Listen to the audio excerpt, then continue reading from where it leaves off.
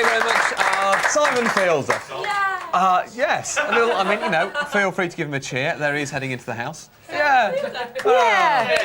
Cheer, Simon. That's lovely. Now, Tanya, do I hear a cry?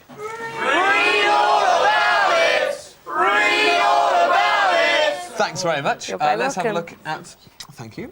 Today's headlines, and let's go first of all to The Sun. Held by Bill, star of The X-Files. Him live in the house. Ooh, indeed.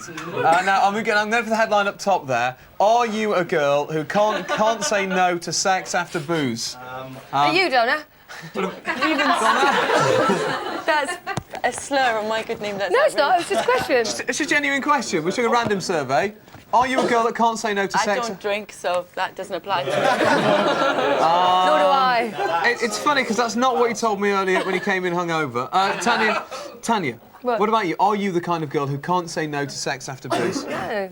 And I don't drink very much either. OK, thanks very much. Well, that clears that up. 4 out of 10 women have said that a one-night stand after a booze binge has actually led to them going and sleeping with somebody. So sex, 4 out of 10 women have actually had sex That's after a quite booze high, binge isn't and then it? regretted it. I think it is quite high, isn't it?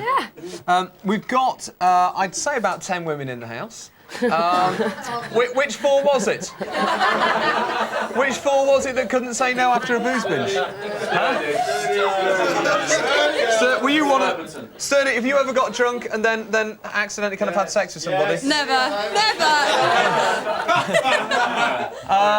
No, OK. Dan, were you going to add to this something? No, I can't remember which 4 it was now.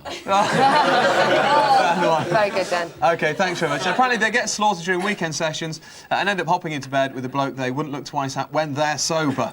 Now, also on the bottom there, some sound advice from The Sun. Don't blow yourself up. There we are. A bit of advice for bonfire night. Something for you to ponder. OK, let's go to the next headline. And over to the Daily Mail. Petrol, here we go again, the headline. Petrol stations were running out of petrol again last night as as a war of words between Labour and the fuel protesters caused panic buying. One quite simple piece of advice for viewers here and everyone in the house. If there is another fuel shortage crisis, all you've got to do is go out and get a nurse's uniform. Straight to the front of the queue. Why not? Do you understand that? Or is it just Yes. me? But why? But hang on. But why not a doctor's uniform? Or a doctor's uniform. Yeah, but you want a nurse's uniform. I don't want a nurse's uniform. You chose nurses, not doctors. I just want to send your girlfriend out for a nurse's uniform. Yeah, whatever. OK, let's go to the Daily Star and the final headline there. Saven mum. Donna, we need to see the headline. Stop being silly. Silly. I will yell for England. That's Saven's mum. As soon as I learned the lingo, that was kind of Swedish. That was not very good. But that's new Swedish England manager. His mum is apparently going to help and try and cheer on from the terraces whenever England are playing, and she's going to help and learn the lingo. That on the Daily Star. I imagine that a few English fans do understand a smattering of Swedish. Probably picked up from a few Swedish art films. And also on there, you can see Liz Hurley on there, which is a good link for me, so I'm coming to her in the stories. There she is. That's a promotional shoot from her new film, Bedazzled.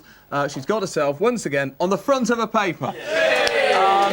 Let's get in there. Let's get in there. Let's get in there. And Liz Hurley brings me neatly onto this. Liz, this is the headline. I hate seeing me in posters. Liz Hurley's claim. Liz Hurley has a dread of airports because she can't face posters of herself plastered all over the wall. She also tells Empire magazine this month, it's freakish to suddenly see yourself on the newsstand. So Liz doesn't like seeing herself on the front of newspapers. Now, I, Tanya, am no expert on these kinds of matters, no expert in PR. What I would say is, Liz, if you don't want to get yourself on the front of a newspaper, don't shamelessly turn up at all the premieres wearing next to nothing. I would have thought that a simple piece of advice. Huh? That's not a bad one, is it? No, that's a good one. Rich. Thanks very much. A toy train fanatic doled out a total of £156,000 to an escort girl he'd hired for his first taste of sex at 67. Let me just recap the facts. Yes, yeah, just do it again. A toy train fanatic doled out a total of £156,000 to an escort girl he'd hired for his first taste of sex at the age of 67. Now, For one go. Well, that's how it reads. I mean, Tanya, I don't know. Yeah, what's the toy train fanatic bit got to do with anything? It's just a nice bit of detail in the story. Okay. I mean, I don't know where he's going for his sex. But what I can imagine him sort of, driving up in his car, lowering the window, saying, "How much, love?" £156,000. Seems a little bit pricey. It does. I guess you saw him coming. One of them. Hate campaigner is defaced. Now, let's lower the tone. Enough with the mirth. This is a very serious story. A hate campaigner has defaced copies of Anthea Turner's Dish the Dirt book.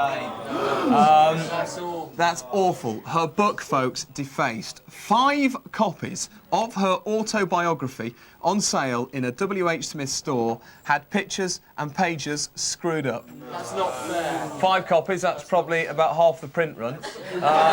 Gone in one moment. The vandal in Wellington, Somerset, wrote to the local paper saying, "Would you inform W.H. Smith in Wellington that the Anthea Turner books have been damaged and tell them not to stock any more books from this marriage wrecker?" I mean, Harsh words. And they are harsh words. I mean, I suspect that they weren't planning on stocking any more of the books, given that it's at 531 in the bestseller list. But who knows? Better to be safe than sorry. A dispute over whether mobile phones should be used by mountaineers has broken out between traditionalists and modernists. It is claimed the growing trend towards taking phones is disturbing the peace of the Alps, Tanya. As you can imagine. Seems fair, doesn't it? Absolutely. Yeah. A lot of mountaineers angered that other mountaineers are taking mobiles onto the mountains. Kind of ruins that peaceful mountain experience, really. It does, doesn't it? I mean, you can imagine a tour guide on a mountain with a group saying, "Here we are. Now this, a particularly volatile area. Any sound, any sudden sound could cause an avalanche. We have to have total quiet."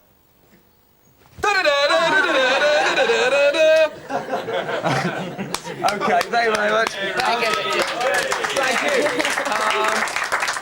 That's a little bit light on the papers today, but that is essentially a little dip into the newspapers. Just a dip. Thank you. That's all right, Tanya. I love that bit. Thanks very much. I think it's time to find out what is in store for you this morning. Go have a look.